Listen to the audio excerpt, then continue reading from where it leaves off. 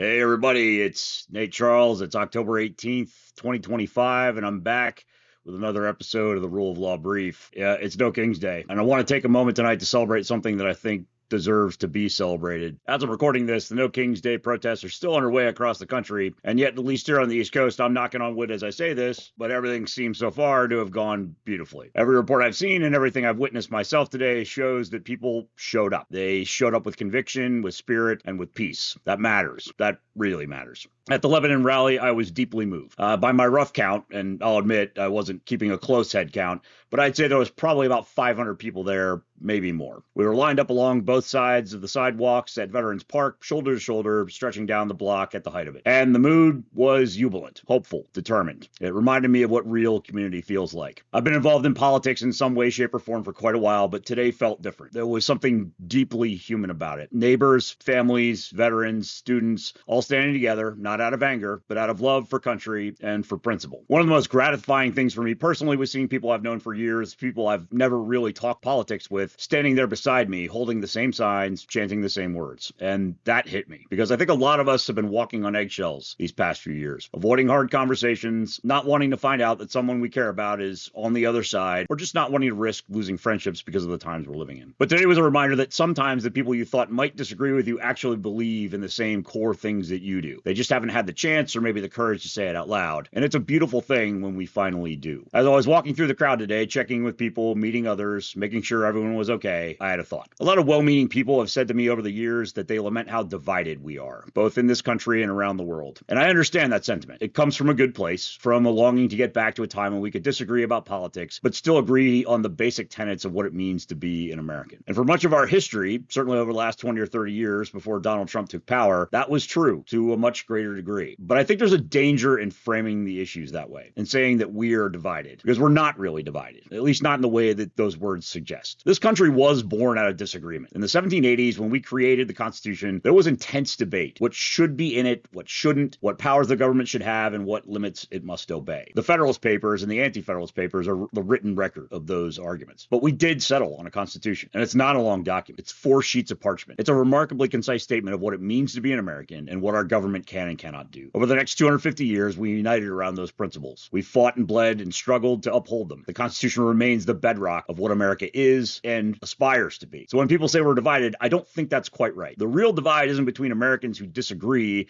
about taxes or immigration or climate policy. It's between those who still believe in the Constitution, those who still want to live up to its promises, however imperfectly, and those who don't.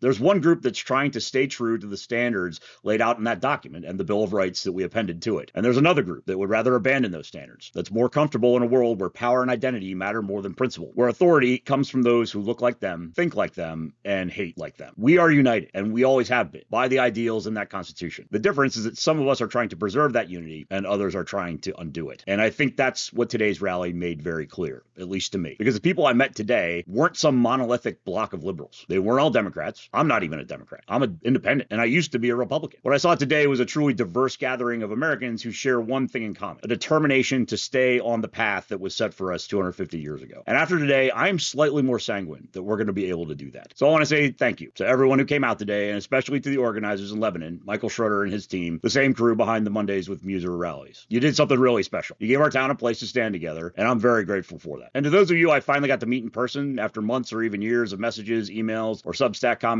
it was a genuine pleasure to shake your hand, to see your face, and to know that we're part of something bigger than ourselves. I left today feeling hopeful. I really believe we're going to win this. Not in the sense of one side beating another, but in the sense that better angels of this country are going to prevail. Because what I saw today, in every sign, every song, and every smile, was love. Love for freedom, love for decency, love for the idea that no man, no party, no one ideology is bigger than America itself. Donald Trump may represent a loud, angry minority, but that's not who we are. It's not who we've ever been. And what I saw today tells me there are far more of us, people who believe in democracy, compassion, and truth, than there are of them. And in the long run, that's what wins. That said, there is one thing I need to push back on a little. I'm not going to go into too much detail right now. Maybe I'll save that for a follow-up video, but I do think there's a conversation we need to have about how we sustain this movement. We need to figure out how we make sure this energy doesn't fade after the rallies end, because it's not enough to show up once. We have to keep showing up at the polls, in our communities, and for one another. But for tonight, I just want to hold on to what I saw today: a sense of joy, of unity, of moral courage, reminded me why I keep doing this, and reminded me that we're not alone. So to everyone who came out today, thank you. Stay strong, stay peaceful, and remember,